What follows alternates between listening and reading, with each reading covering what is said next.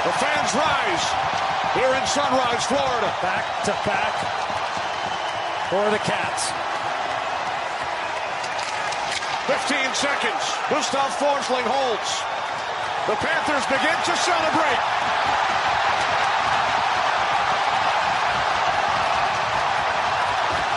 Panther perfection. The Florida Panthers win their second consecutive Stanley Cup.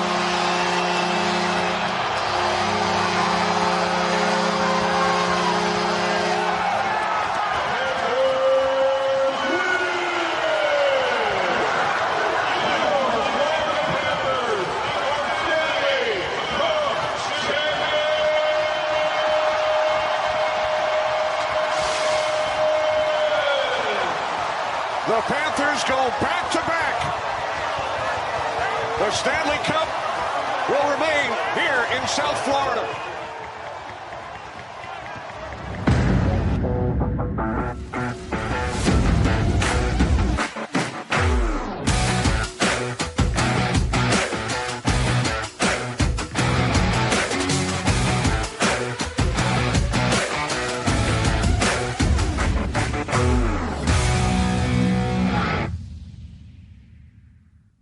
Hello, friends. Uncle Marv here with another episode of the IT Business Podcast. And if you are new to the show, yes, that is not the normal beginning because you heard it. Florida Panthers are back-to-back Stanley Cup champions. And I just had to play that because of a little story I'll tell you that happened out in Denver. We happened to be out to dinner one night and I don't know. We were in the little restaurant there, and there were probably 20, 30 Edmonton Oilers fans there in their jerseys, getting loud. No Florida man being represented at all. Florida Panthers won, and then we came back and won last night to do the back-to-back Stanley Cup. So I figured, let me play that, and I'm going to get swiggy with it early because you also may see that I'm not wearing my normal attire. I'm wearing the equivalent of a hockey jersey. And I'll explain why it doesn't say Florida Panthers. And that's because I really don't watch hockey. Not a hockey fan, but I will root for a Florida team anytime. And sorry, Canada, you suck again. So I'll go ahead and talk about the swag. As you can see, this is vendor garb, which I normally don't wear. And that is because at last week's PAX 8 event, Cavello is going to take the top swag award. I'll just say it from the start. Larry Mador came to the booth and he brought me a bag full of swag, one of which was a nice little cup here that this won't be the standard show mug cup, but it's a cup that's a good size for coffee, drinks, or whatever. It's got the nice screw top on it so that if it does happen to knock over, it's not going to fall off and spill your drink. So Cavello, bringing it strong. And then, of course, giving me the jersey swag.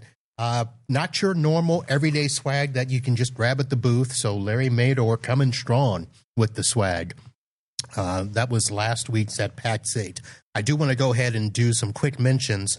IT Nations swag. The first thing that I noticed is the bag that was put out by Synchro.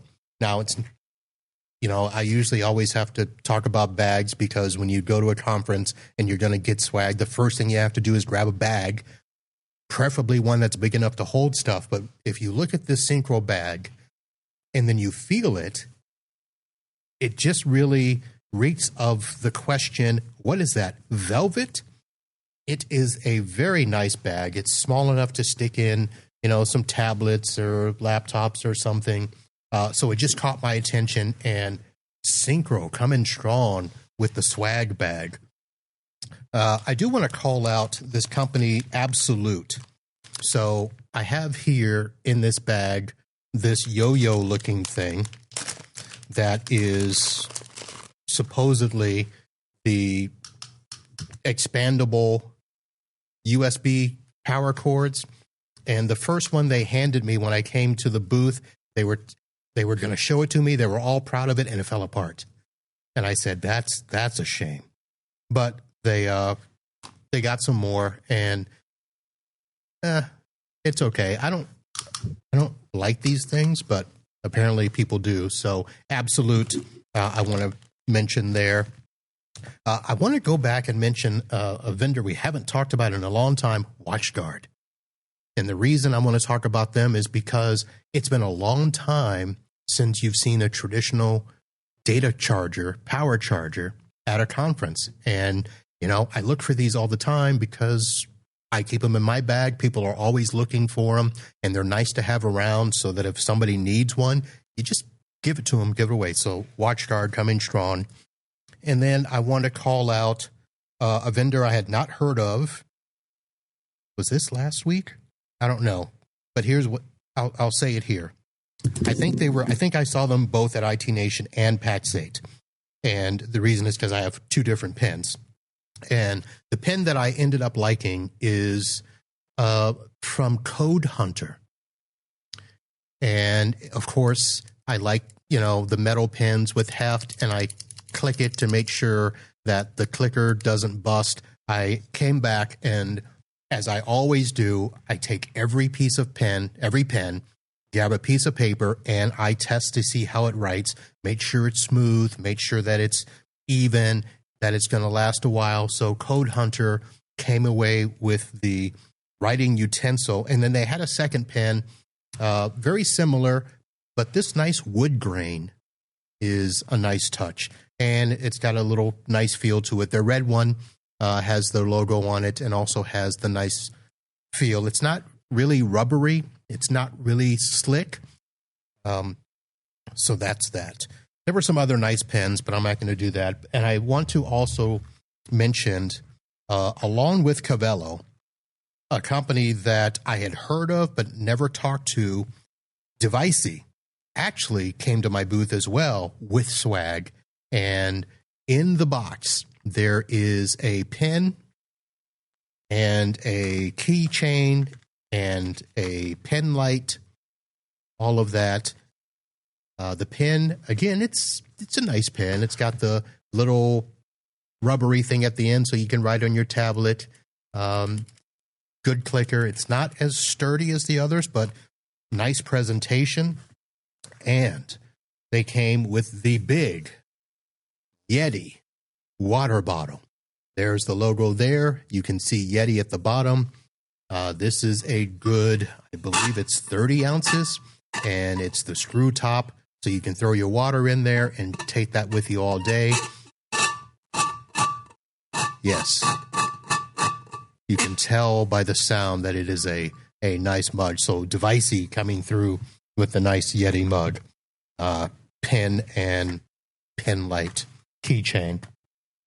I do need to call out Brooke Lee with Lion Guard because, so one of Lion Guard's swag, they do a bunch. They had this chapstick, and Brooke was trying to sell me on the fact that this was great chapstick. I mean, fantastic chapstick.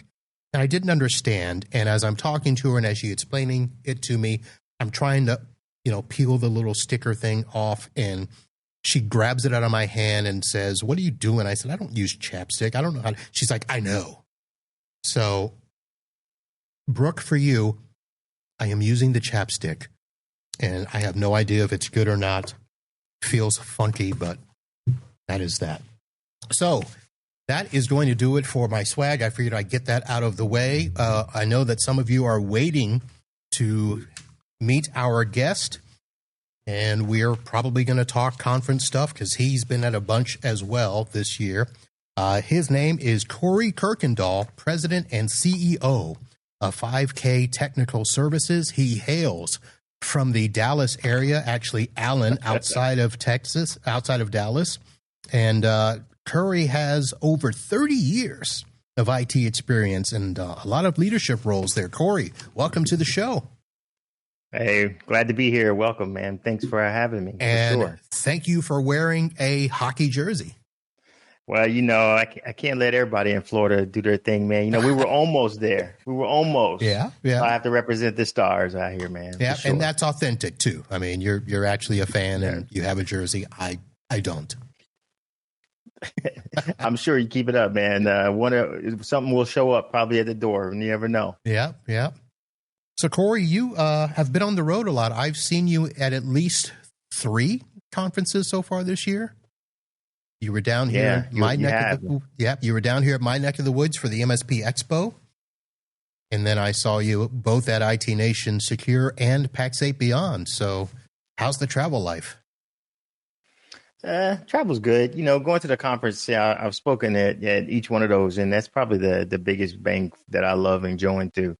You still see a lot of the same vendors at each going through, but I just love the community and just have an opportunity to chat with fellow MSPs and partners. Love to see what's going on, what's new, seeing who's coming out, what's different out there, right? And continue to push the envelope.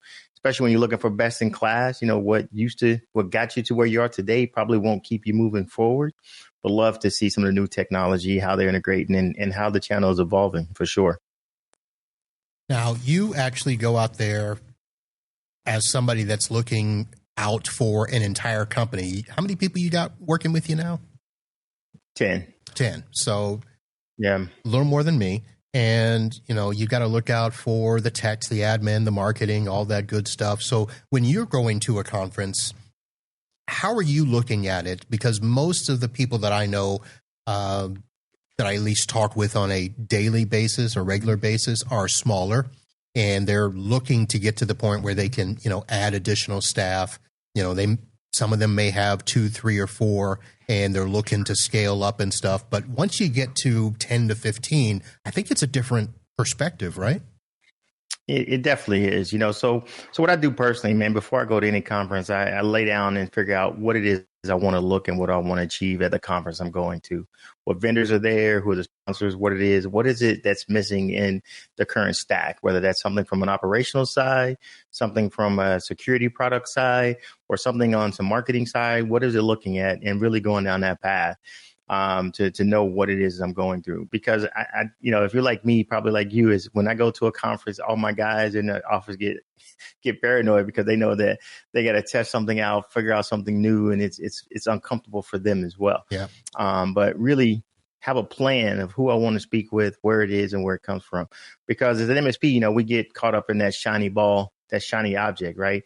That guy's on the floor, it does everything, cooks toast, can clean your car, can do everything else until you actually get it in and kick the tires and see where it goes. So having that plan of what you want it for and what you're looking for, and don't get on that buying under pressure kind of conversation, right? Just making sure you go out, you know what you're doing, you're hey, what do you got? What does it look like? And how's it ultimately going to fit in your stack, and either going to save you money from saving expense or get you an opportunity to charge more and to be able to offer it to your customer as a product of your service. Right. Speaking of, pressure and stuff, how many emails and calls have you gotten so far? Tons, man. So one day I had to tell you the trick of what we do. I think all the guys are like, man, we can never get in touch with Corey, but it's a plan and trick. But go out there and realize that, hey, they have a quota to hit as well. So I only give out cards or talk to people or go through that process, even though they know they're selling my information back of those who I really want to have a serious conversation with and be on and respect their time as well, because that's what's good from that perspective. I have a bat phone. That's how I do it. I need one of those. Well, let me ask you, let's talk about the last 2 conferences since they were so close, IT Nation Secure and PAX 8 Beyond. Is there anything that stands out to you as memorable, game-changing? I love the intimate setting that IT Nation Secure had, and the content was good, right? We had an opportunity to spend some time with the tech degenerates and GTIA. They kind of had a lounge where you obviously brought in some different content, a little different feel. It was good to always have that security focus and understand. I thought the sessions was good. Thought the content was good. It was right on point when whatever happened with Screen Connect came out. Coincidence was there. Yeah. So we had an opportunity to have a live audience and get some time in to understand what was going on and how to navigate that. ConnectWise always throws a great conference, but it was good and very focused. I think the content was right on point. How about that rave party? Yeah, that was a lot. I made it 10 minutes. Yep. That was I didn't even go in the door. I looked in, peeked over, said, "Nah, that's not for me," and I'm going the other way. Yeah. There's certain things that once you get past a certain age, you just don't do. No doubt. And rave was not one of those things on my list to keep doing. What about PAX 8 Beyond? I mean, much bigger event, much more hype. Yeah, the Beyond, when you got Rob, it's a Rob Ray production, right? So we know Rob from a long way, from DattoCon and what he done in the past, right? He knows how to put on a show and put on a conference. I love the quality of the vendors that were there. They were a little bit more upscale from that perspective and knew where it went. The challenge with a big conference like that, I think they clocked in, well over 3,000 people. The hardest part is it was a whole lot of content and it was stuffed in. So you had to really be strategic on picking what you wanted to go to, where you want to get. It was kind of information overload from that perspective. Yeah. The one thing I always wish that they would do is record all the sessions to have the ability to go back and take a look at what you missed. So, because there was just so much coming at you from AI, the marketplace. I mean, we had dancing robots and dogs on stage. We had a little bit of everything, right? And so going down. And then, of course, we had, I don't know if it was Snoop or DJ Snoop, or we had an imposter. I don't know what was going on there, but, the party was. I was going to ask you if you wanted to go on record with a Snoop comment. It was good. I think I counted probably maybe 3 of his songs, but we had a little bit of everything going on. So yeah. I'm gonna err on the side that was the DJ portion that came in. Oh, that was all DJ Snoop. And DJ Snoop, I can say this: he was digging deep with some of those. He was going back. I thought I heard a Karen Carpenter song in there. Man, he was working the crowd. Man, he knew his audience. That's one thing he did. He knew his audience. Man, he played a little bit of everything. Yeah. So I can't argue with him, brother. That is true. Now, in terms of, you said it was information overload at PAX 8, intimate at IT Nation Secure. In terms of stack, and I don't know how comfortable, I can't remember if you've mentioned your stack over there. I should have. Oh, let me do this. I did not mention as part of your intro that you are also a co-host over at MSP Unplugged with Paco and Rick. And I'll save a question for later on your last show. But are you comfortable talking about your stack sure. on these shows? Was there anything new in the stack world that stuck out to you? Obviously, we looked at and had a chance to talk to Cavello. Man, I think they're doing some good stuff on the GRC side and working through those things. I really love Cyrisma and what they do from the things that they have going on out there. Obviously, OpenText is always big. Man, they're making some push, especially on how they're dealing with the Microsoft stuff and doing those things. I think they're one of the biggest, best kept secrets out there because, but they got some good stuff to move through.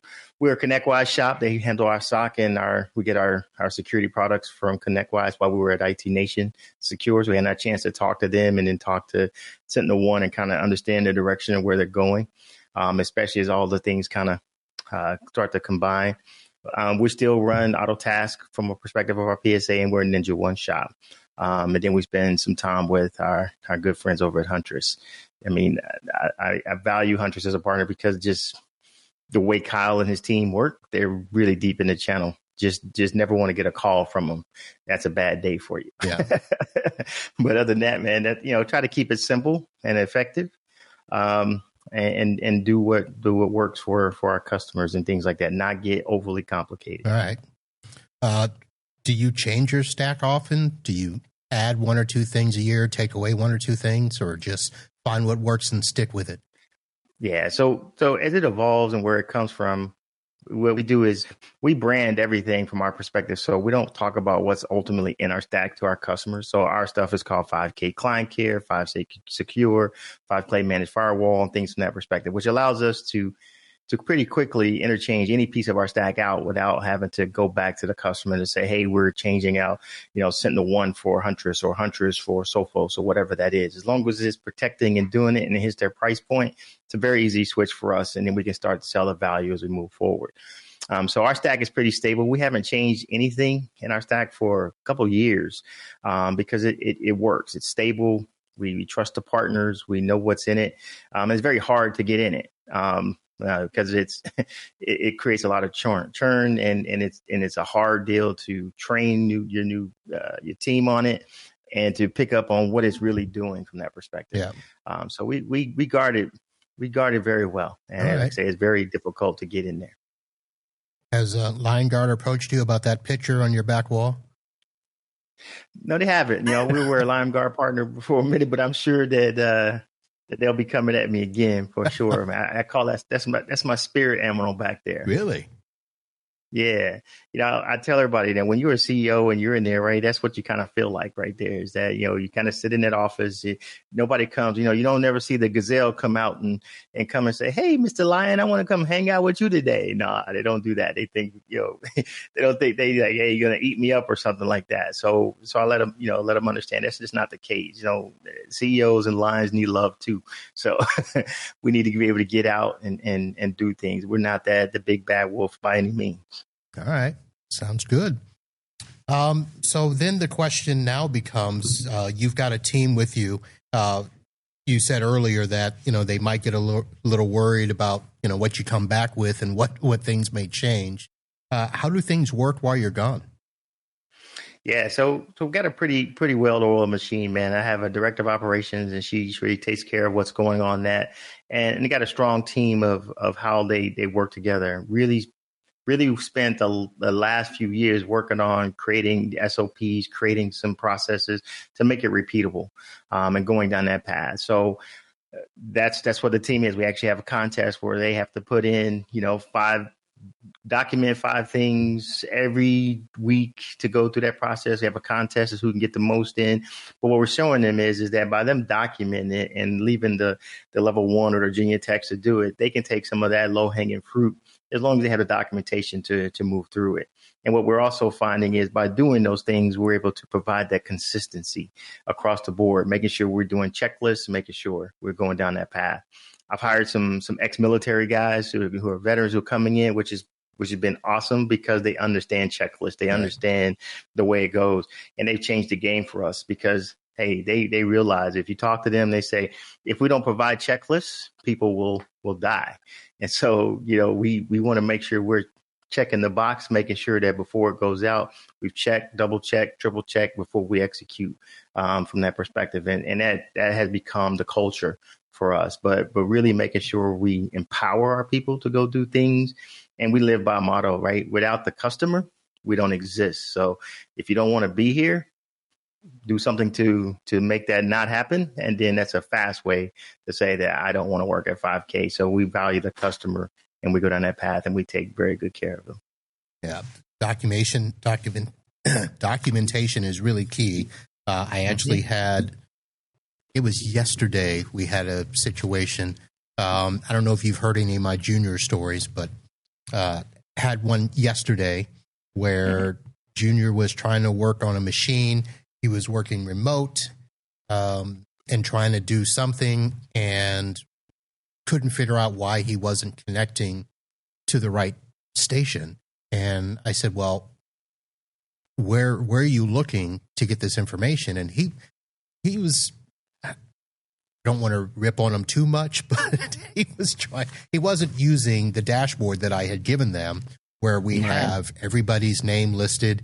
And I have, the workstation, the username, I have their extension.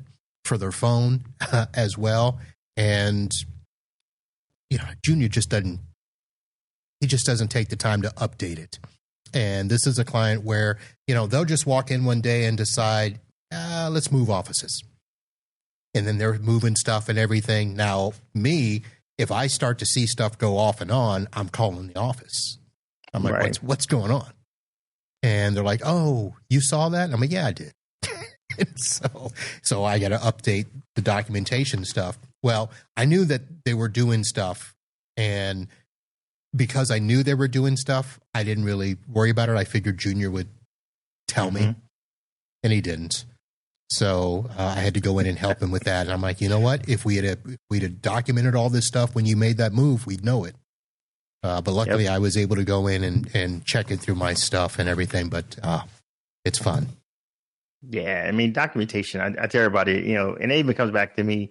If you want to own it and not get that call and don't do it, then don't document, right? Then you're definitely going to get the call and you're going to own it until you document it. So they like having their freedom, their time off and be away. So they document, and it's mandatory for us. And it's changed.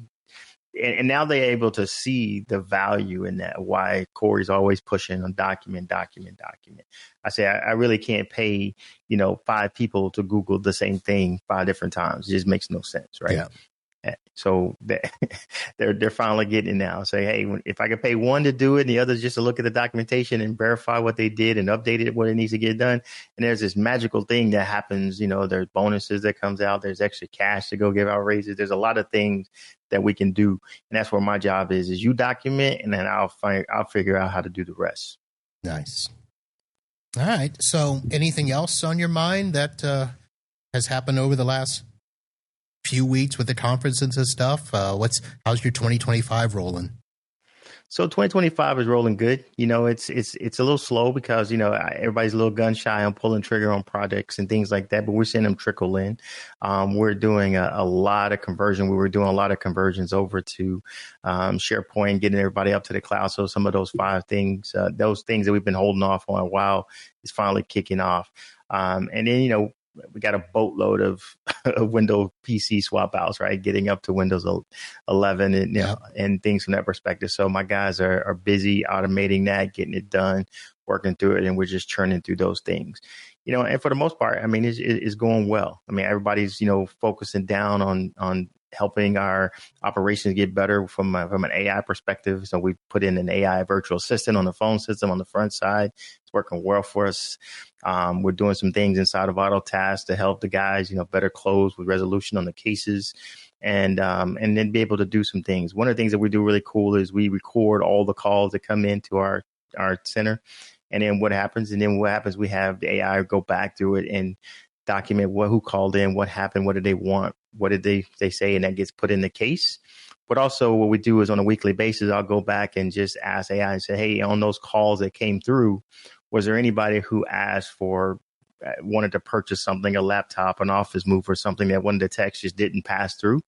And what we're finding out is there's a lot of lost opportunities because the guys are focused on solving a case, doing some things, and not really listening to, hey, somebody wanted to buy something or do something, because that's really not their lane. And then we go back and say, hey, you follow up after, Terry called you and you had this conversation. So we're finding some opportunities that would have ultimately not happened because the guys just didn't tell or didn't come through. Not because they were doing anything malicious. It's just, hey, they were busy trying to get through the case and get to the next one. Right.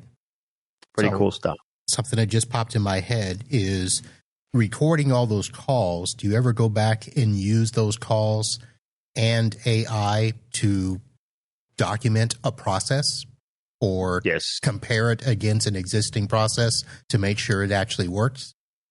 Yeah, we do. We spent a lot of time going back into data, making sure that what was the resolution, what changed, then how does our SOP match to what came in for that particular customer. And it may be one of the ones, we may have a generic one of how you install or do something, but there's something very specific about this customer because of the vertical they're in and whatever it is, and we'll use it to update that, and then we'll create a SOP or a document that's specific to that customer based off of that. What we're also see is really cool because we record everything is our AI on our phone system can actually listen for sentiment and things like that. So if a customer calls in, they're a little heated and giving one of my techs the business, we get notified of that situation so we can call and figure out what happened and what was going on. Hey, what do we need to do to address that? One, we don't really tolerate customers being disrespectful to our guys, but I just want to make sure we let them know we got their back. We're paying attention so that we can go back, one, to see what was up with the customer, what was happening. Was it a customer sad or an issue with the tech? And tech, what was it? What was the customer just being a little bit overly aggressive, and where it comes from, so we can stall. But the biggest thing is we follow up with them and let them know we are paying attention to what they got going on, and we care about what they got going on for sure. That's good. So it was yesterday and today. So I did some work for a gentleman who doesn't live here, but his client does. And we got them a firewall phone system and then helped him do his upgrades and stuff. And they had to call into phone support yesterday. And he was not happy because for some reason they couldn't get verified in the system to get support. And then they found out that the reason they were having an issue was because there was a firmware update that broke the fact that, they couldn't, if a call came in, they couldn't transfer it. It was minor, but it was huge for them. And he was about ready to just tear into this vendor. He's like, we'll never use them again, blah. And then like an hour after he sent me that, the client sent him an email saying that the company called back, double checked to make sure everything was working. Apparently it was a different person that called back, and they were much nicer, and everything. Client was all of a sudden happy, and everything like that. So I don't know if that company had AI as part of their thing, but the fact that they called back and it was a much different tone made a difference. So it does. What we find out is that sometimes when the problem is open and it's kind of heated, most people don't want to call back because they don't like the conflict. What we find out is the customer loves it when we're able to fall on the sword and say, hey, we either screwed up or something fell through, but we're calling the check to make sure you're good as you go down that path. Because, in our business, when everything is rolling good, you're golden. Yeah. When something goes bad, there's the baby and the bathwater is out the door, right? They're ready to do that. And so it's just good to follow up no matter what, good, bad, or indifferent. Be open. And I tell everybody, man, we sell uptime, and we're in a relationship business at the end of the day. So it's about building that relationship business and being transparent and open with them and saying, hey, we didn't think that call went well. Here's some things what was happening. We just want to get where you are, and let's figure out how we get through it and solve it from that perspective.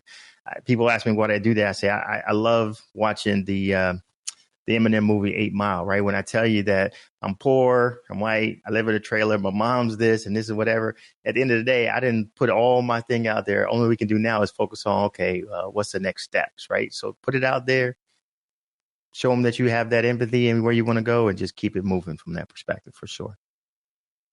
I thought you were going to go and run down the last rap scene where he finally stands up and he says, man, there ain't nothing you can say that I ain't already heard. That's it. That's it. I love that scene, man. That scene tells a lot. Yep. How about the fact, here's the thing. I did not understand the end of that movie. Granted, I probably did not give it the attention it deserved, but I have seen it. And I have seen that and at the end, when the guy's trying to get him to, come be a part of the group, and he just walks off. Do you know kind of what that was like, or what was the point in that movie? I think he didn't have anything else to prove at that point, right? He just kind of said, hey, I've done my thing. I did what I wanted, and I'm in. I'm here. I overcame my challenges. I ran through what I need to get done. I proved my point. I have nothing else to prove at this issue, right? I'm moving on to go to the next piece. Yeah. All right. That's kind of what I thought, but I wanted to hear. That's not a movie that kind of comes up in regular conversation. So I didn't ask that. Unlike Mission Impossible and Maverick that came up in my last show with Bradley Gross. All right. Okay. Good movies, man. They were good. They were pretty good. Speaking of last shows, MSP Unplugged put out a episode. Did it come out yesterday or today? Yesterday. Yesterday. I haven't listened to it yet, but I saw that it talks about the big news from Paco and all of that stuff. And listen, I know you're part of his crew, and I'm probably going to have to be gentle in how I ask this, but what did you think about the news when it got announced last week? I thought it was cool. You know, it was good, man. It definitely is going to change the model of how, you know, this whole M&A and funding and things of what you want to think through. I you know, two guys that like I said on the show that has some footing and can make that change happen was Paco and Juan. So I'm looking forward to see where it comes. I think you got to be open. It's definitely different than the models that are out there. So I'm excited to see where it goes and how he continues to pull. It really follows the method that we teach about on MSP Unplugged, where no matter how big or small, we're here to get you through it. And I think it's an opportunity for the small guys to, you know, punch up right outside their weight class. So I'm excited to see where it goes for sure. All right. And so for those of you that are like, what news? I will let you know that Paco LeBron, as of last week, is now the CEO of an organization called the MSP Owners Group. And it is a new collective in our space that is focused on fostering collaboration, growth, and legacy preservation for MSP owners. And he has launched that with Juan Fernandez, the one and only. And they will be doing community-driven acquisition, empowering founders, and a whole lot of other stuff. So it's not just about growth. And it'll be interesting to see what they do. Yeah, for sure. Hey, you will not be bored. I can, you know, with Juan and the guys, it's going to be interesting, right? You kind of have to, you know, keep an open mind and think outside the box, but I think it's going to be very successful. So I'm looking forward to see how it rolls. All right. And speaking of MSP Unplugged, we should probably mention that actually, if you're catching this in real time, and this is being recorded on June 18th, this Friday, June 20th, will be stage 2 of TechCon Unplugged in Chicago. So if you are in or around the Chicago area and you've not signed up and you need something to do for the day, you want to get with some other industry folks and learn about your business, growing, scaling, head over to TechCon Unplugged and be a part of that. It's a day and it's not a lot of money. What is it, $50? Yep, $50. And we're going to have a pre-day with Tahir from MSP Camp, talk about marketing and put some real things together. We're going to do a live podcast with Paco, Rick, and myself. And we're just going to have some open roundtables, and we'll have some vendors there just to talk through your strategy. So bring any challenge, anything you have from your business that you want to talk through. We're just there to give advice, point you in the right direction. If we don't know somebody, we know somebody that knows somebody, and we'll get you to the right people to help you grow. Our goal is when all MSPs succeed, we all succeed, right? We want to make sure that everybody has a fair shot at that for sure. All right. I think I'm going to try this thing that I told you about. All right, man, let's do it. I'll be the guinea pig today. Okay. So, folks, I'm looking at doing a new segment on here called Hot Topics. It's something that I've chatted with a couple of people about, and it's not in its final form, but it's going to be something similar to what you're going to see and or hear if you're just listening by audio. But I have the Wheel of Names. And what I'm going to start to do is put on categories and or questions that are very hot in our industry right now. So right now, all I did is I just have the categories on there, and I have the categories of industry trends and innovation, business leadership and growth, cybersecurity and compliance, community and advocacy, technology and services delivery, client relationships and value, market trends and values. And each of these has a couple of questions underneath it. So because this is random, we are not prepared for this. So my guest is not prepared. I'm not prepared, except that I have the questions on my hand. And so the category that rolled up here on the Wheel of Names, technology and service delivery. And Corey, you actually kind of talked a little bit about that, but let me pick one of these questions here. This is easy. Are new technologies like AI and automation shaping the future of managed IT services? Oh, yeah. I always think that when it comes to our industry, where it comes from, right? We're always short on time. We struggle with those operational efficiencies for marketing or just finding things that handle these little small tedious tasks. I think that AI, when it's used correctly and put in the right place, it kind of levels the playing field, right? It allows you to do more with less. We call that, using digital labor to move your human capital to go do bigger and better things from that perspective. So that low hanging, tedious things of how you answer the calls from a receptionist, how you handle summarizing meetings, how you handle making sure that all the information are into the sales notes that you're doing, that, once you have a call, you record it, it gets popped into your CRM, and here's what you talked about, here's what it was, here's what the transcript. All that is time saving, which means that you can go do more, whether it's working on operations, working on selling more, or working on spending a lot more time with your customers to continue to grow and to be more successful in that perspective, for sure. So technology is, to me, where we are today with AI is definitely probably the biggest needle mover when it comes to operational efficiency and how you can move your MSP forward and compete with the big boys, for sure. Yeah, it's kind of interesting. So I see everything you're saying, how it's going to shape our industry, make things faster, better for us. There's an interesting caveat that I'm looking at now is that, we're doing it for us, and our customers are actually trying to do it for themselves as well. And for the most part, as long as we can, have the right guardrails on AI for them and let them do their stuff, that's fine. I got a call last week from an office manager. It's a law firm where the managing partner is going to be leaving at some point. So the other partner is trying to figure out, what can I learn? And all of a sudden, first of all, this is a partner that's not tech savvy at all. Like, this guy, prints a ton of paper. It doesn't scan anything. Has to call in his secretary 2 to 3 times a day to help him figure stuff out.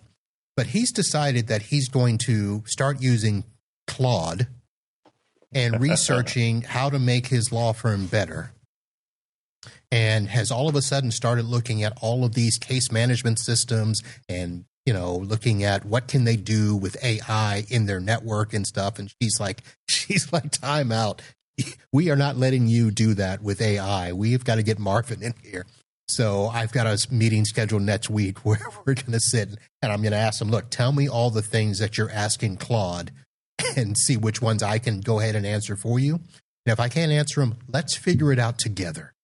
Because I can't, one of the things we need to be wary of is that customers are going to think that, hey, I can just ask, ChatGPT, how to set my network. And the sad part about it is it's going to give him an answer. It will give him an answer, yes. And that answer may not be wrong, but you ask him this question. It said, if you ask him that same question 3 times, it will tell you how to do it 3 different ways in the same way. So that's the danger, right? And the other place is it's so easy that a caveman can do it. That's the truth. But because of the biases and because where it gets his information at, this is a great opportunity for you to spend time with your customers, saying you got to put some guardrails out there. And we work with law firms as well, so we see this as well.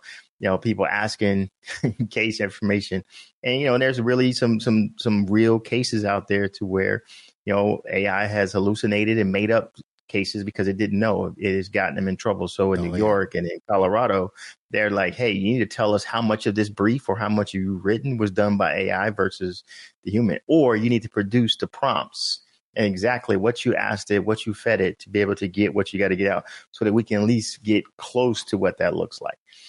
Because that's very important. And that's one of the things we're teaching our customers as well is not just using the technology, but you need to find a way to store the prompts that you're doing and what you did to create that. Because if you ever get caught, you need to be able to get the same information or as close to the same information based off the prompts that you asked it to do and where it came from. It just cannot be, willy-nilly out there, because we know for a fact you're going to get a different answer. Yeah. And you're going to get a different answer if you use ChatGPT or Claude or Gemini or whatever, right? So you got to be very diligent on what you're using and put some governance around it for sure. Yeah. And the biggest thing that I tell them is you have to verify that information. I mean, you've got to make sure that answer is, on point and, and that may cause more work for you. You thought you just type in a few things and then it would spit out an answer, but you've now got to go and verify each and every one of those things. And you're still going to end up spending the same amount of time doing the research, maybe more, because if that answer is wrong, like you said, now you got to go to find the right answer. I mean, I tell them, you wouldn't get a paralegal fresh out of college where you're going to the state Supreme Court to argue a point and take exactly what he or she wrote and take it and go argue it. You would verify it. You'd work with it. You'd make sure that it was on point. So why would you do anything different with AI? Yeah. Right. So you got to get people to think about that, is that just because the computer don't mean that it's right and it's smarter than where it came from. You still got to verify that, because at the end of the day, you still own what the output and the reputation is you're going to get from it. Absolutely. So you want to make sure that it represents you to the fullest. Yep, absolutely. So I apologize. I'm over here looking at this cup that I put over here. And one of the things that I forgot to do at the beginning of the show when we were talking about swag, Devicey also had these dice-looking things. And I was like, what is that? And they said, oh, you put them in water. And I said, well, do you freeze them? And they're like, no. They light up. That's it. Cool. So that's just... Hey, swag, man, swag. Listen, I tell people all the time, swag has to be awesome, eye attention grabbing, or have a great story. And exactly.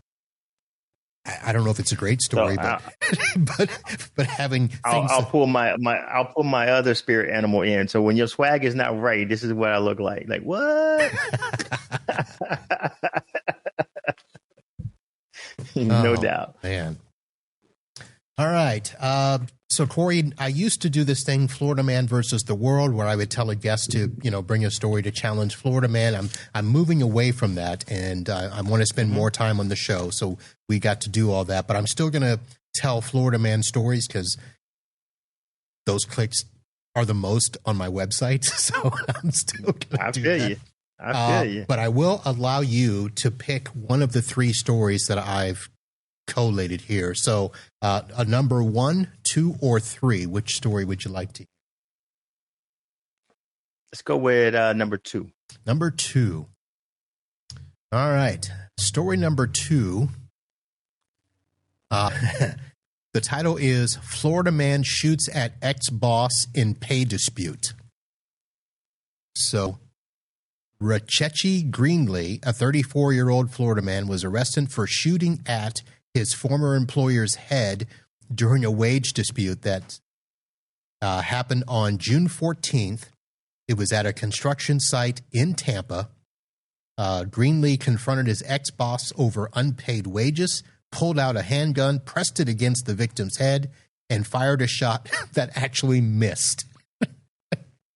Wow. After the shooting, he ransacked the office. Police chased him into a residence, and he was, let's see. He caused over $1,000 in property damage after ransacking the home, and he stole a nail gun before leaving. Would steal a nail gun, but no idea. The charges that he is facing are multiple felony counts, including attempted second-degree murder aggravated assault with a deadly weapon, aggravated assault with intent to commit a felony, armed burglary of a dwelling, and robbery with a firearm. And why would you have armed burglary of a dwelling and robbery with a firearm as two different? I think they would just make it man, since you got Florida, man, I'm going to have to come up with Texas, man, because y'all sound just like us over here. You know, it's fun. I mean, I should know that because there are times where, depending on what happens during the crime, there are levels. Right. And what we see most of all is they now have resisting arrest without violence, resisting arrest with violence. So it's one of those things where if you resist a little, it's without violence. But if you cause a fit and, you know, make them chase you and pull out the dogs, you know, it's funny. So, hey, you know, that's our justice system, man. They'll make up something, right? Well, they almost have to because they can't put everybody in jail. For sure. Although we need something. There are some crazy people. You know how many people are getting put in jail from going crazy on airplanes? Man, I know. It's a challenge out there just to sit back on the plane and just got to sit back and see what happens because, you know, something's bound to pop off because it's stressful. It ain't like it used to be. I was flying with my daughter and I was saying, man, I remember the time where, you know, people could walk all the way back to the gate and it was pleasant. You know, you enjoyed flying. Now it's a chore, man. It's like herding cats. Everybody get in, get your luggage in. If you're in group 9, you know, you're going to have to check your stuff. It's no fun at all. It's like get in and roll. And then they just like I've had over the last 3 months, at least 6 flights get canceled, like within 20 minutes before they're supposed to take off. Just canceled. And we ain't helping you figure it out. Yeah. Keeping your bags to tomorrow. So it's no fun. No fun at all. Driving and flying, two of my least favorite things to do now. For sure. Because for sure. Down here, you can't even honk a horn at somebody because you might get shot. That's Texas, man. Road rage at its finest, right? Yeah. That's what's up. People, we laugh and we say, man, you know, in Texas, the road rage is real. I mean, it's funny. I look at people and they zoom past me to hit the stoplight. I'm like, look, man, don't you see all those red lights in front of us? You ain't going nowhere, no faster than I am. Yeah. But if you feel you need to roll like that, go ahead and handle your business. Yeah, I'm like, go ahead. I'm in no hurry. None at all. I want to live till tomorrow. So for sure. All for right. sure. Let me, you know what? I did not do my Florida Man intro. And the reason that's important is because I also want to thank my partners on the show. So let me do that. It's after the fact. But of course, we just had our Florida Man story about the gentleman who tried to shoot his ex-boss because of pay. But I also want to thank my partners, Net Ally, of course, presenting sponsor. Rhythms is the powered by partner when I'm at conferences, travel partners, Lion Guard and True Grid and OneStream. And then, of course, if you need websites either for your business or for your clients, Designer Ready is at your call there. So itbusinesspodcast.com/sponsors. Hey, support the people that support me, and let's keep this thing going strong. So, Corey, good show, man. Thank you very much. Hey, man, thanks for having me, man. It's always good to see you out there on the road, and I love what you do, man, supporting the community. And, man, hey, keep it going. That's what's up. Well, I need to get like you and actually get up on stage and, you know, present some stuff. Hey, anytime, man. and you know what? We'll cross pollinate, right? You teach me on the podcast side and how we continue to get better. And anytime you want to join, hey, I'll join you on stage anytime. Or hey, you can come and get it for sure. Right. Just a quick note out the door in the chat here. Brian saying hello and recognizing us both. Brian, the tech stoic